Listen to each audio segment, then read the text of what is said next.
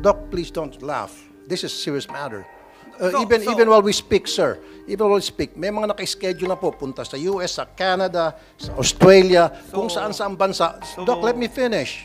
Kuminsan, yung Las Vegas, yung isang hotel dyan sa Las Vegas, punong-puno yan ng mga doktor. Libre po yung airfare, libre po yung hotel accommodation, libre yung registration, libre pa pati pansugal sa casino. Yan yung dahilan kung bakit matataas ang presyo ng mga gamot dito. Siyempre, yung mga pharmaceutical companies, kailangan nilang kumita din, bumawi. Tataasan nila yung presyo ng mga gamot nila. And that's the reason bakit itong mga doktor, hindi naman po lahat, na mag-issue silang reseta, magreseta silang gamot sa kanilang mga pasyente without putting the generic conversion equivalent. Kasi dapat, di ba, maglagay sila sa reseta yung branded and then sa baba, generic or the other way around. May mga doktor na gumagawa niyan, pero may mga doktor na wala, hindi nilagay yung generic name because busog-busog sila doon sa pharmaceutical companies na nag-good time sa kanila. Mapapahiya po kayo, Secretary. No, wait a minute. Secretary, let me finish. Let me finish first, please. Ang question ko po sa inyo, Secretary, na wala ng junket, yes or no? Doc, sorry, hindi ko na matiis po. Doc, were you born yesterday? Hindi po, alam ko yan, nangyayari yung junket nung araw. Pero sinasabi ko no, po Doc, ngayon nangyayari. You want me to prove? Bakit po sa mga ospital, ang mga gamot ay mamahal? Now, ito yung nakakabulabog. Kung ano ibibigay sa pasyente ng doktor, yun na yun, iinumin ng pasyente and then i-charge na lang. Diba? Without asking the patient first na ang ibibigay namin sa iyo ay branded. Okay ba sa iyo? Or ang bibigay namin sa iyo is generic. More often than not, wala nang question. Dapat sa mga public hospitals, huwag na ho tayo magbenta ng mga branded. Yung generic na lang. Kawawa naman to. Kailangan pa ba nilang magmakaawa pa sila sa inyo? Para lang bayaran ninyo? Hindi nyo naman pera yan. Pera ng taong bayan yan. Times, super VIP ito mga taga-DSWD. Pinag-antay nyo kami ng 15 minutes. Mind you, I've been here 10:30 and Mr. Chair's been here as well. So, sana wag naman ganon. Wag tayo mabansagan na Filipino time. Yun yung sikat na sikat tayo sa buong mundo eh. Pag sinabing Filipino time, I'm not saying you're lying, pero I'm saying na half-truth yung mga sinasabi ninyo. I'll tell you why. Bakit piniprefer yung branded sa mga ospital, sa mga pharmacy, bakit inireseta. Kasi nga po, may tinatawag na junket. Alam niyo po yun. Yung mga doktor, gino-good time ng mga pharmaceutical companies sa mga seminar, sa abroad, schooling, free airfare, business class, hotel accommodation, food, entertainment, etc., etc. And we're talking about the millions of pesos or even dollars. Now, syempre, ito mga pharmaceutical companies, hindi ito manlilibre, mag-good time ng mga doktor nang walang kapalit. What's in it for us? You scratch my back, I'll scratch yours. Ganun po yun. Kaya itong mga doktor, magre-reseta sila ng mga branded kasi yun ang nag-good time sa kanila. Yung generic na hindi nag-good time sa kanila, hindi nila reseta. You follow me? We will also resume our discussions on the implementation of the Philippine Health Facility Development Plan. Hindi po ito natalakay last time. Naubusan tayo ng oras dahil nandito po ang ating mga kongresista that time.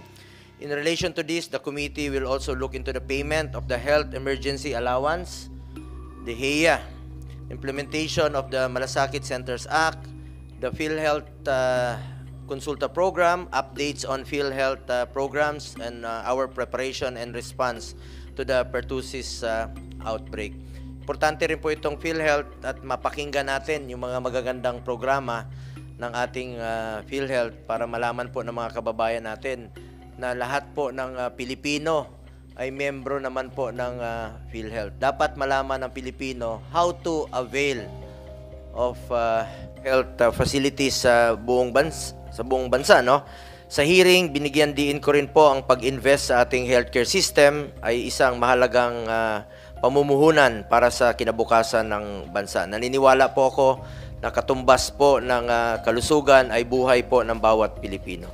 Given this, we heard last hearing the manifestations of our counterparts from the House of Representatives on various bills seeking to establish and upgrade public hospitals all over the country. I fully support the intent and objectives of these local bills. Walang dapat matanggihan na pasyente dahil lahat naman sila ay nangangailangan at mga mahirap nating kababayan ang pupunta rito. Tandaan natin, pera po ito ng mga kababayan natin. Wawa naman to. Kailangan pa ba nilang magmakaawa pa sila sa inyo? Para lang bayaran ninyo? Hindi nyo naman pera yan. Pera ng taong bayan yan. Thank you, Mr. Chair. Before anything else, I would like to add to your observation you made earlier pertaining to the absence of some resource persons despite the invitation. Meron lang po akong na-observe din. This is not the first time, I think quite a few times. Super VIP to mga taga-DSWD. Pinag-antay nyo kami ng 15 minutes. Mind you, I've been here 10:30 and Mr. Chair's been here as well. So sana wag naman ganon. Wag tayo mabansagan na Filipino time. Yun yung sikat na sikat tayo sa buong mundo eh. Pag sinabing Filipino time, late palagi. Next time, do your best. In fairness to them, hindi lang naman sila, meron pang ibang mga resource persons sa mga ibang hearing ko, Mr. Chair, na ako mismo ang chairman, na ganun din eh, late. Wag naman, mahihaya naman kayo sa mga senador na maaga pumunta rito. Okay? Thank you. Now, Mr. Chair, if you'll allow me, meron lang po sana akong kunting mga katanungan lang and then later on, we can proceed with... Yes, kasi during the last hearing, nakausap po natin yung Secretary ng Department of Health pertaining dun sa bullying sa mga doctors sa mga ospital. Okay, so meron na ho ba tayong development dito, Secretary Herbosa? Yes, Senator, Mr. Chair. Gusto ko sana i-update yung meron 2 cases of suicide allegedly related to bullying. Kinonfirm po ng ating director ng East Avenue Medical Center na yung kanyang ad hoc committee inimbestigahan at hindi naman po related doon sa wala daw bullying na nangyari doon sa 2 suicide cases. Yung duties nila were really their duties as first years, pero may mga personal problem pala yung dalawa. Okay. And the families are not pursuing any case of bullying against the hospital. So parang close we're talking na about sa kanila yun. sa Quezon City at sa kasama nila. I did not mention the name of the hospital, pero ikaw na nag-mention. So meron pa sa Maynila. Kasi ang nakarating sa akin, mismo from the hospital staff, ito raw po yung mga first year yung mga first year na mga doktor nagtitrain sa ospital na yon, na sila'y nabubuli at hindi na lang daw nila makayanan yung pressure, yung pamamaya. That's why they committed suicide. So you said not related doon sa trabaho, personal matters, yung sa Maynila at maging sa East Avenue. Yung sa Maynila, sir, well, this is the one from the University Hospital. Wala tayong jurisdiction doon, pero ang sabi sa akin, 10 years old na raw yung report na case na yun. So ang family decision then about the suicide is they don't want to be investigated. Sige. So and then para sa Yung sa information UST lang, po, Doc, na yun, ni-rape ng kanyang senior. ay hindi ko na follow up yun kasi legal may case yata yun, Okay. sir. Sige. Sir, for your Investigate it, information, Doc. ang isa is on the reiteration of the rights of healthcare workers against bullying, harassment, and discrimination. So may draft kami, we will provide your office with a copy of this draft. And the other one is, nag-survey kami sa mga hospitals namin. We found kung may mga nagre-report. At meron kaming 2 na nakita out of 26 reports. Kasi may 26 reports, usually nagre-report yung bullying, Senator, sa 888 or some other channels. Pero hindi nagbibigay ng detail. So our problem is we have like 26 na ni-report na bullying daw, pero pag investigate walang detalya.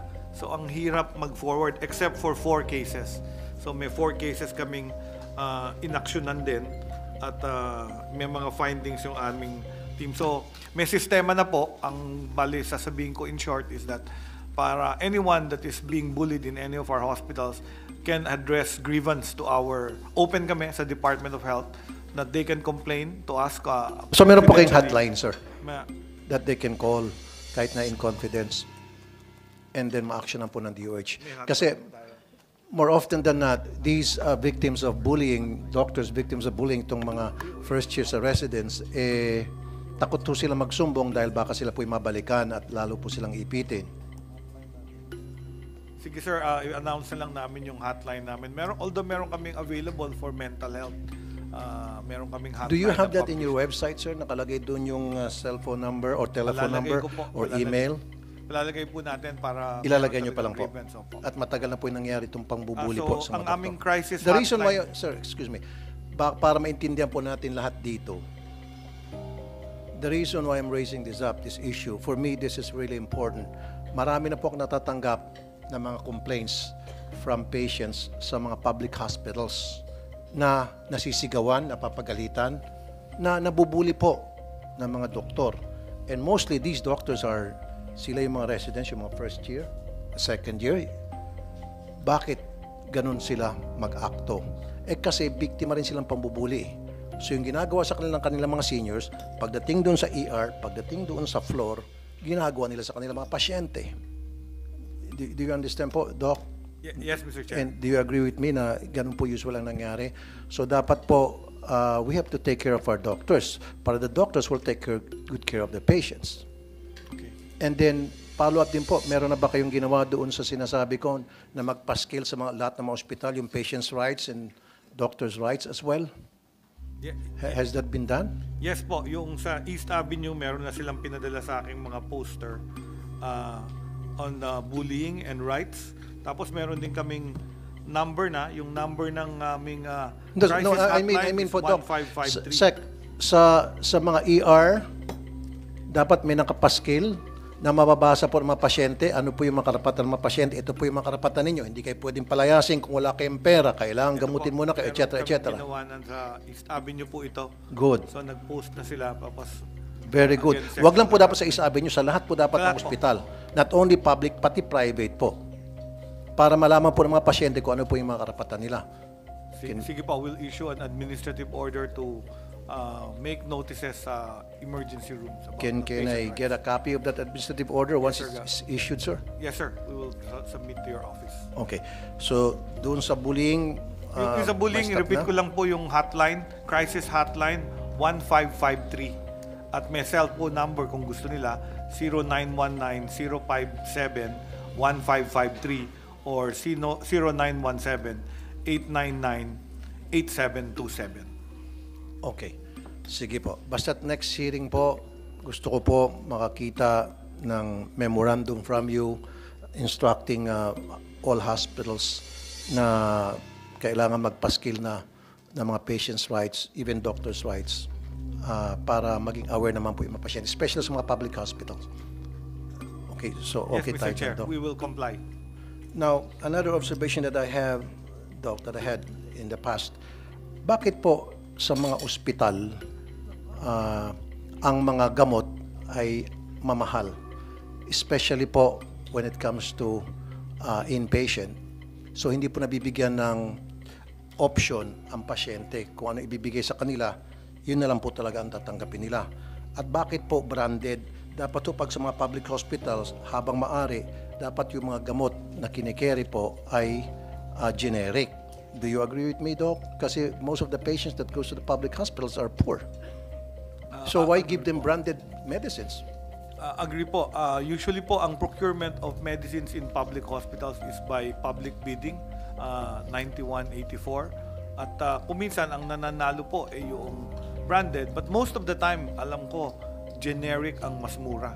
So yun ang nananalo po. Kaya nga po, Doc, so bakit nyo ipapayaga mag-bid pala ito mga branded kung sila'y mamahal? I'll give you an example, Doc. I'll give you an example. Ito, Doc, Secretary, I'm sorry, I've been calling you. Anyway, doctor ka naman din, ano? Oh, good, tama lang. Tramadol, this is a pain medication if I'm not mistaken, right?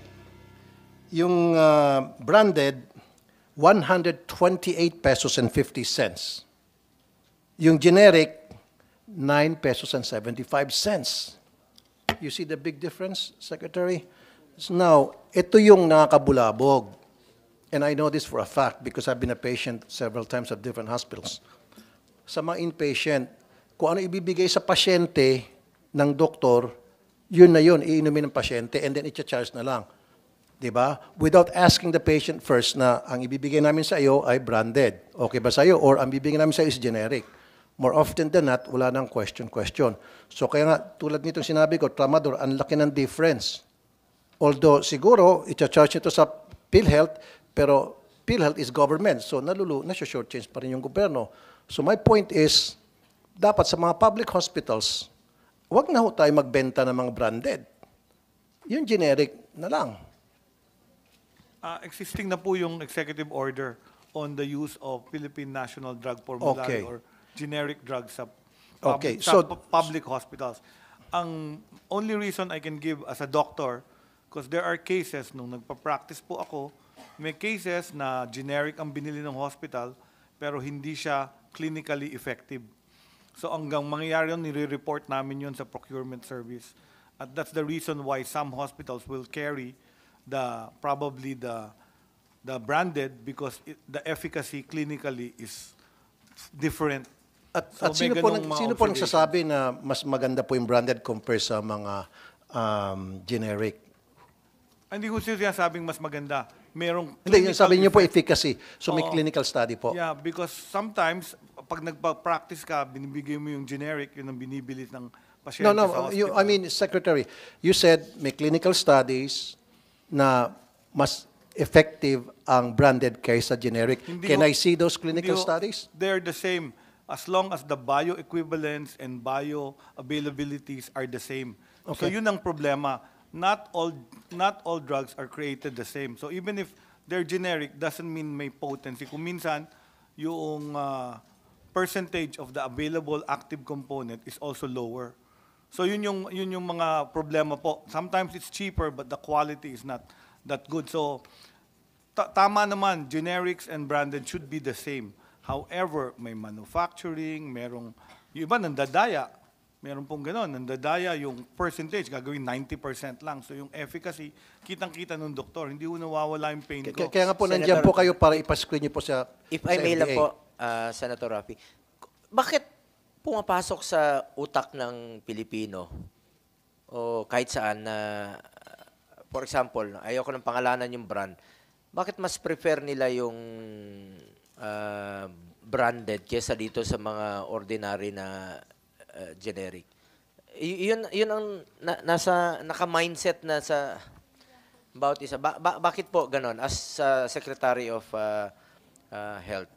Hindi ko alam kung patient po yan. Ano? At usually, may tawag sila, yung hiyang sa kanila.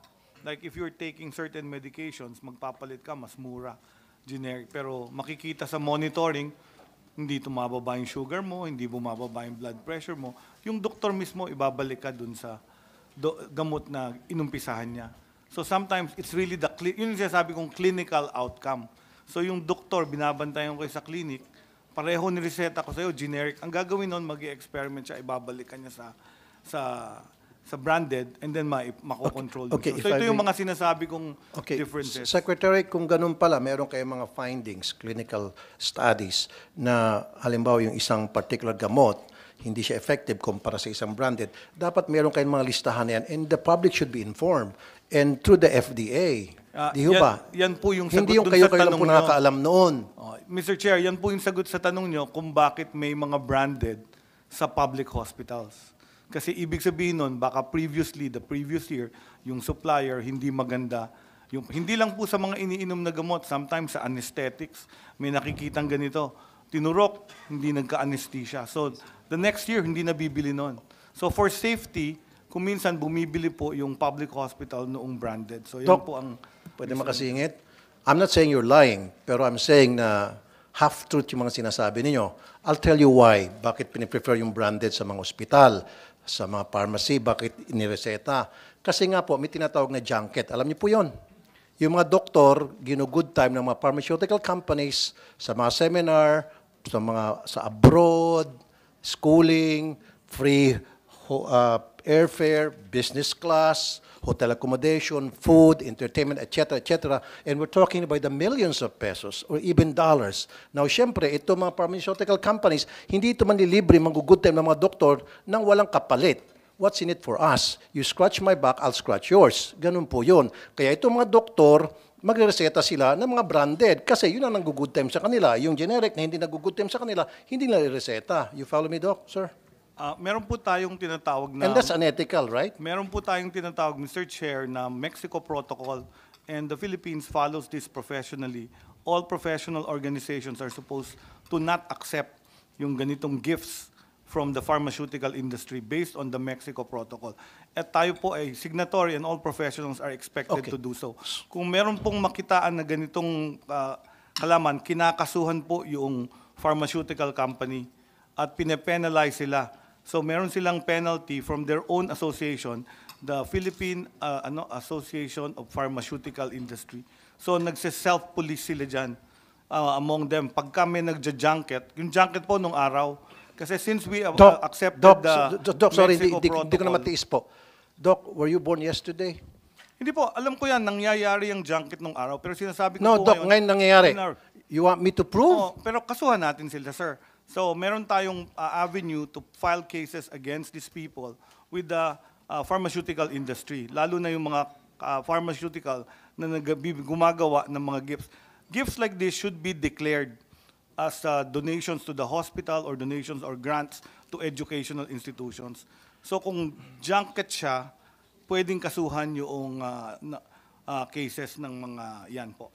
This practice violates the code of ethics of the medical profession for doctors because, number one, it affects their autonomy in giving the best and most affordable health care to patients. Number two, in a way, exploits patients for the doctor's personal gain. Number three, does not improve access to equitable health care. Now, Doc, you're saying na Agree wala po, na itong kaya junket. pwede pong kasuhan. Marami pa Pwedeng pong, kasuhan ng mga even while we doktor speak, na tumatanggap po. even while we speak, meron na po mga naka-schedule na mga junket para sa mga, Doc, please don't laugh. This is a serious matter. Even while we speak, sir, even while we speak, may mga naka-schedule na po, punta sa US, sa Canada, sa Australia, kung saan-saan bansa. Doc, let me finish. Let me finish. And I can prove this from doctors. May mga doktor po ako nagsusumbong sa akin.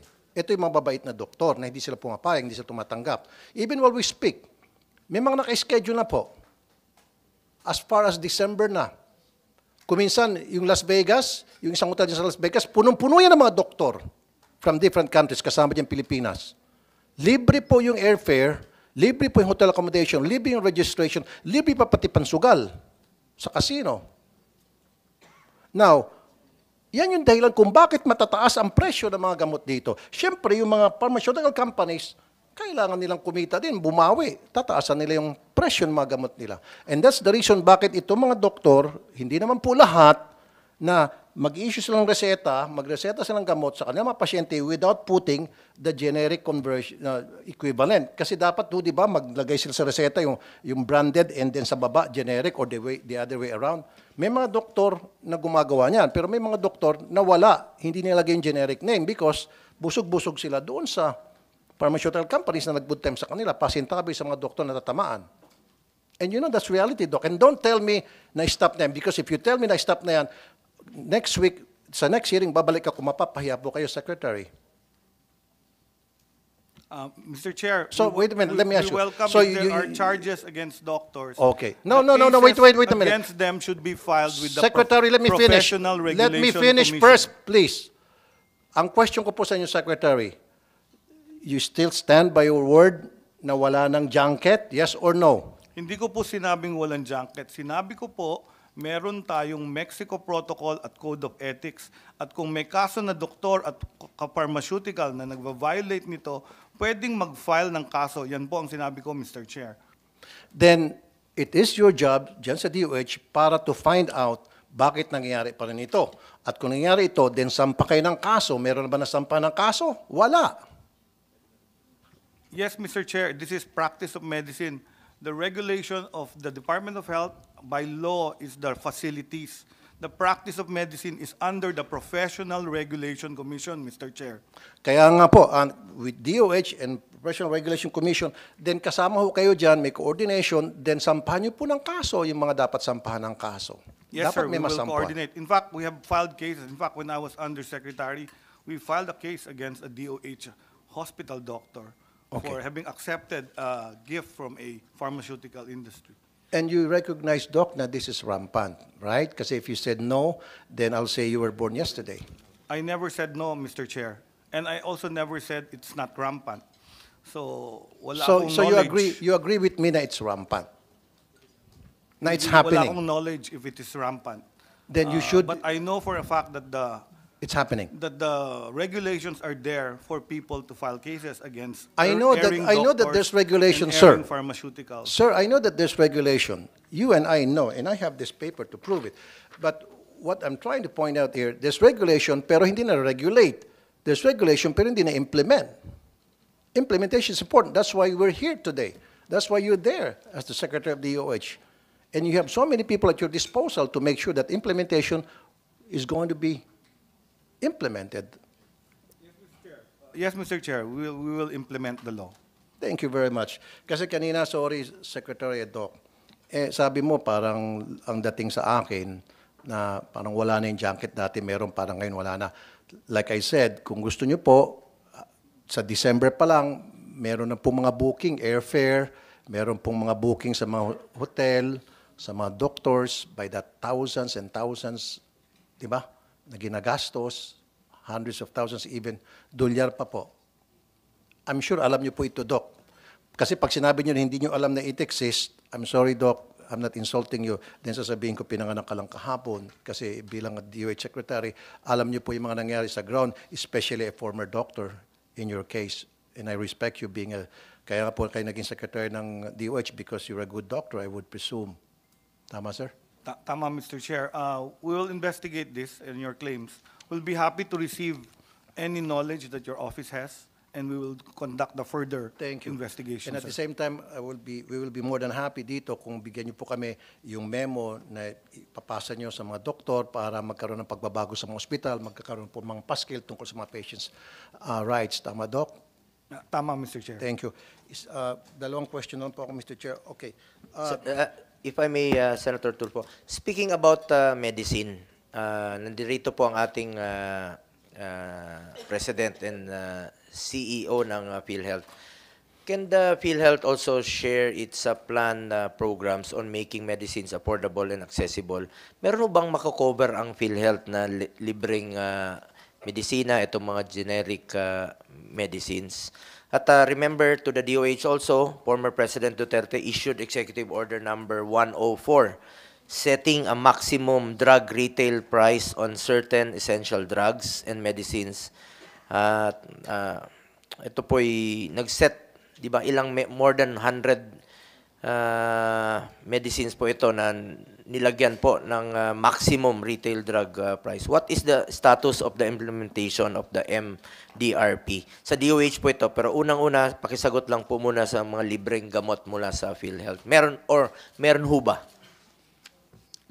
Meron po. Good afternoon po, Mr. Chair. No? Meron po, and Mr. Chair, with your permission, if I can allow my colleague Doc Clem, no, to elaborate on the program for medicines po. No. Sige po. Go ahead, Doktora. Kasi since napag-usapan natin yung medisina kanina.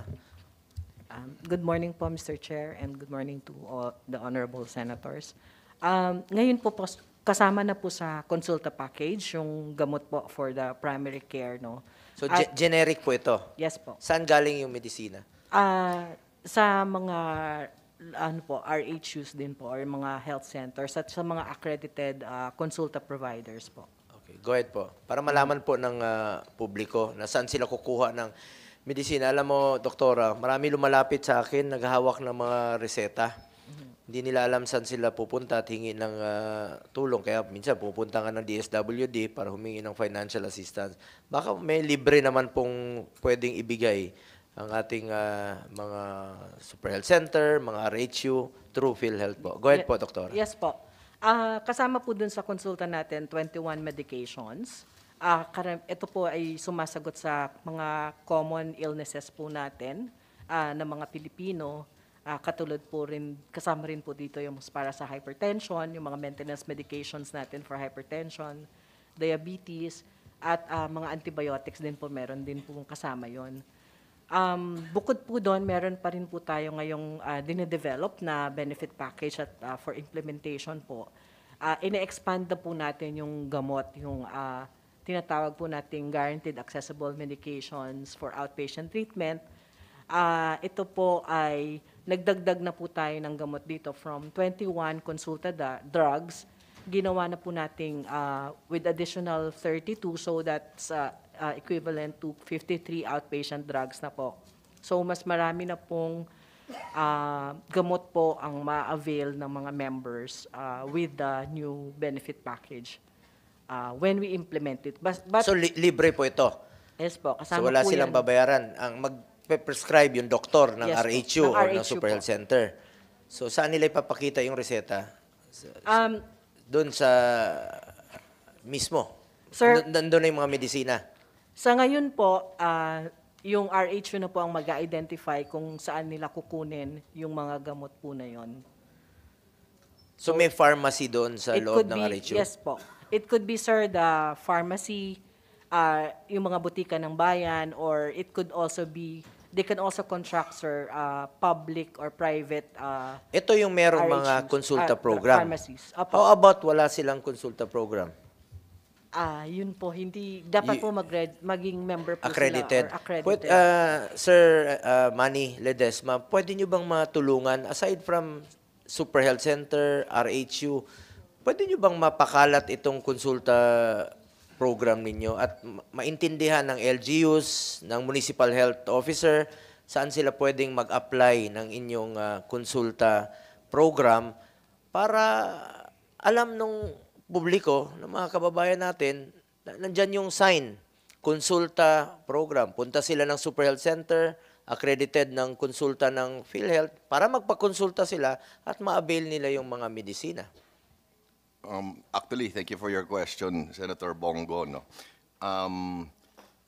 Ever since I joined PhilHealth, sir, actually this is one of the things we've been trying to do, no? Because it's a very good program, but it still has a lot of shortcomings, no? And one of them nga is the slow registration, no? So we are working very hard at PhilHealth to try to increase the number of registrants, no? With various different methods, no? Marketing, with information dissemination and all that, no?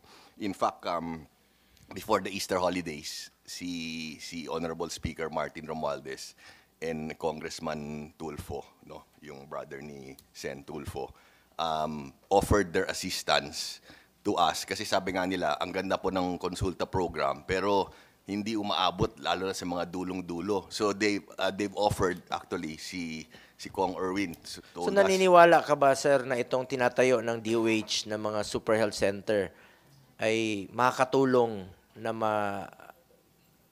mas mailapit pa natin yung serbisyo ng konsulta program? Oh, yes, definitely, Senator Go. So can you help these Super Health Centers to be accredited? Definitely, Senator. Any way we can help, any way we can assist, no? If it will accelerate, the consulta program, of course we are 100% supportive, no? And we work very closely with the DOH SecTed, no? So walang problema yan po. Moving forward, we will definitely assist, no? In whatever way we can po. Ang gaganda ng mga programa, yung Bukas program, mas mailapit pa natin yung serbisyo medical sa ating mga kababayan, Super Health Center, ito pong mga inyong karaban. Basta anong makatulong na ilapit natin yung serbisyo medical? Actually, Senator Go, at present, currently, we have 22 super health centers nationwide po. Just accredited po. Accredited. Yes po. Mr. 22 Chair, po. pwede makasingit. Talking about magandang program. Magandang programa po itong ng PhilHealth, itong gamot, guaranteed access to medicine for outpatient treatment. Is this going on na? Itong 9,000 pesos na essential outpatient medications to members? Ongoing na yan po, Senator Tulfo and Mr. Chair. And actually, we can furnish you kasi as Doc Clem mentioned earlier, the list has gone up to 53 total medicines. No, we can furnish you a list of that. So itong 9,000 for outpatient lamang, how about yung mga inpatients? Mas lalong kailangan ito ng yung mga inpatients. Covered na po sa base rate po. So 9,000. Now, ang tanong ko lang po, paano po ma-maximize itong 9,000? So how do we know, going back to the issue I was raising a while ago, na branded ba ang binibigay o generic? Kasi kung branded, ilang peraso lang to. Samantalang pag generic, ma-stretch to na maraming gamot ang may bibigay, madidispense sa pasyente. Understood po. Senator, with your permission, if I can allow Doc Clem to address the question po. Thank you, sir. Sir, meron po kasing fixed price na nilagay po din doon sa 9,000 na yan. No? dun sa package po. And it actually, wala pong most of these are based on generic prices po. So, and that 9,000 is actually estimated din po to cover the 1 year maintenance po ng mga patients natin or ng mga Pilipinas po na nagsasuffer dun sa mga or nangangailangan po ng mga maintenance drugs like for hypertension and diabetes po. Yung mga generic prices po yan. Okay, mabalik po ako sa DOH. DOH, pwede ba pagsabihin niyo po lahat ng mga ospital na sa kanilang website nakalagay po yung presyo ng kanilang serbisyo at nakalagay po lahat ng mga presyo, kasama na po yung mga labs and everything, pati gamot. Kasi sa ngayon, meron po mga ospital na nagko-comply, pero may mga ospital hindi nilalagay doon yung mga gamot, yung mga serbisyo na in-offer nila. Kasi pag wala yung pupuntang pasyente, pagdating doon, mabubulaga sila, ang mahal pala, or sasabihin sa kanila, pagdating sa bayaran, kawawa naman pasyente. Dapat they have the choice whether to go or not dahil nakita nila sa website, yung listahan, yung presyo ng services and what have you. Yes po, Mr. Chair, we'll comply. Okay. And also, isa pa po na notice ko, siguro ito, bilang doktor kayo, Secretary Herbosa, practicing doctor ba kayo? How long have you been a practicing doctor? 40 years na po. 40 years. 1983, May I know, sa hospital po? Philippine General Hospital po. Oh, very good. That's a very good hospital. Okay. So, alam mo po siguro bilang practicing doctor ka sa Philippine General Hospital for many years na marami mga pasyente na kailangan lumabas pa, bumili ng gamot sa butika kasi yung gamot sa hospital ay mahal. You agree or you don't agree? Meron pong ganong cases. Why is it happening? Kung minsan po walang supply, kung kadalasan po available naman kasi hindi kami babayaran ng PhilHealth pag pinalabas niyo yung doktor. So, kung pasyente. walang supply, make sure dapat palagi may supply. Oo, So, dito may pagkukulang ospital. Hindi po, ang ginagawa ng hospital. Kasi po as it is, stress na nga po doon sa kamag-anak na nagbabantay, na yung kanilang kamag-anak, naghihingalo, what have you, and then lalabas pa sa ospital at maghahanap ng gamot kung saan-saan pa. Kung minsan, naulanan, nagkakasakit, pagbalik ko, nasasagasaan pa yung pasyente, yung bantay ng ospital. Opo, so may mga government hospital, may tinatawag silang consignment. So ang ginagawa nila, they make it available tapos binabayaran per kuha para hindi lalabas ang patient. Kasi pag nag-complain yung patient sa PhilHealth, hindi babayaran ng PhilHealth yung ospital. So always make sure dapat, Doc, from now on, lahat ng mga public hospitals especially, palagi naka-stock up sila na hindi na po kailangan lumabas pa ng mga kamag-anak para maghanap ng mga butika na mabibili yung gamot na nireseta. And then pangalawa po, dapat nakalagay po sa website ng mga ospital yung mga serbisyo at mga presyo ng serbisyo at mga gamot na ino-offer nila. Nang sa gayon, hindi na po magpapagod yung mga pasyente. Meron na silang choice whether to go there or not. Kasi in some cases, pupunta sila, mabubulaga sila. Tulad sinabi ko, mahal pala rito, lipat na lang ako ng ospital. Nasayang po yung pamasahe nila, especially kung medyo emergency. Mabuti sana ko elective, di ba? You agree, Doc? I agree, Mr. Chair. At saka meron na pala kaming administrative order ang Department of Health 2021-0008 requiring the posting of prices in all health facilities. So papa-reiterate ko po ito at i-distribute natin sa lahat ng health facilities para mag-comply. Yan nga sinasabi ko, Doc. Meron tayong mga gandang batas, meron tayong mga magagandang mga department order. Ang problema, kulang sa implementation. I agree with you. Kaya lang, tingnan niyo po yung mga website ng iba't ibang ospital. Meron po nagko-comply, pero meron pa rin, marami pa rin na hindi. So make sure dapat sila in compliance para hindi naman po nagmumukhang sayang po yung department order na yan. Di po ba, Doc? Yes, Mr. Chair, we will. Thank you. Thank you, Dr. Herbosa. Thank you, Mr. Chair. Sected, I suggest also the DOH and the PRC work together to find out this scheme, no? Isa rampant about yun sa medisina na mahal, no? But bakit po ay nagiging reactive ang DOH instead of being proactive dito regarding these issues? We will invite the PRC in the next hearing tukol dito sa mga medisina. Makadagdag pa lang, Mr. Chair, isa na naman. Doc, pwede bang mabigyan mo ng listahan or pwede maimbestigahan? I don't know, diskarte niyo po ito. Yung sinasabi niyo, very interested po ako doon. Yung may mga generic na gamot, sabi nyo, hindi po effective. You use the word effective compared doon sa gamot na branded. So the public should be informed. We should know para iwasan na po ng publiko yun. Bili ng bili yung mga mahirap nating kababayan ng sabi nyo nga po hindi pala effective, nasasayang lang yung pera. So yung mga ganong klaseng mga manufacture ng mga generic, dapat maimbestigahan o dapat makasuhan kung sino-shortchange nila yung pagmamanufacture ng mga gamot na ang mga bumibili mahirap. Why are you not doing anything about it? Has something been done? Meron naman, Mr. Chair. Ang ating FDA, syempre, nakatutok dyan sa mga generics na Meron na po bang binibenta. napasara? Meron na po ba na-declare? Kasi itong FDA, Mr. Chair, magaling lang ito maglalagay sa website nila na ito'y gamot na ito, bawal, etc. Pero wag ka, patapos silang, wala nang raid. No, this is what you need to do, Mr. Secretary Arbosa. You tell your people, yung mga magagaling, mga henyo nyo dyan sa FDA, na dapat yung sinasabi nyo hindi effective na mga generic, you should expose that. You have to tell us that. Para hindi na po namin bibilhin. Hindi na bibilhin ng mga mahirap nating kababayan.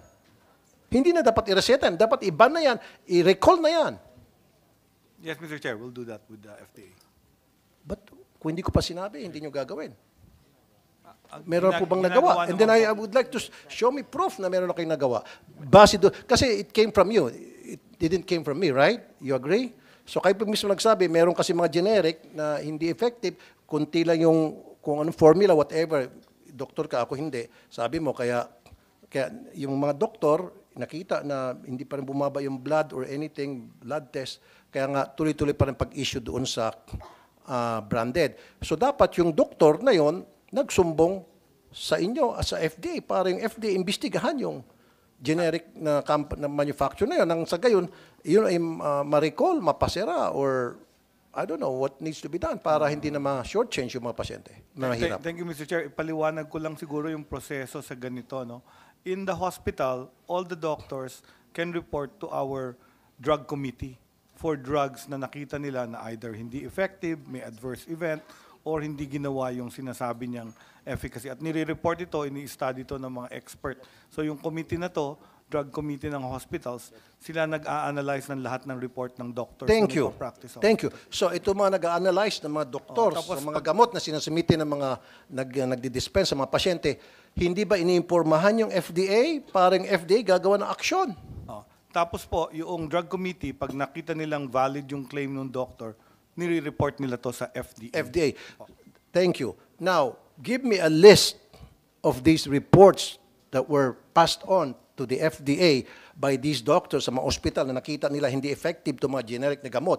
Give me a list. And then gusto ko makita kung meron na mga nakasuhan o meron na bang na-recall. Give me a list. Yes, Mr. Chair. When? We will give you. Sa next hearing, pwede? Next hearing, Mr. Chair. Kasi ayoko magbumuka tayong parang nag-usap-usap lang dito tapos next hearing wala pa rin pala. Para tayong mga kengkoy dito. Yes, Mr. Chair. Tama, Doc? We will comply. We will So next hearing, I would like, please submit us those reports. Yes. And then gusto ko po, yung sinasabi niyo po, galing sa inyo, pasintabi sa mga manufacturer ng mga generic products, ng mga gamot, gusto ko, ma-recall na po yung mga hindi effective. Yung hindi nag-meet ng international standard na para maging effective yung isang gamot. Di ba? Maging yung potency nun especially. Okay, give me a list of those, docs. Thank you, Doc. Thank you, Secretary Yes, Mr. Arbosa. Chair. Thank you, Thank Mr. you very Chair. much.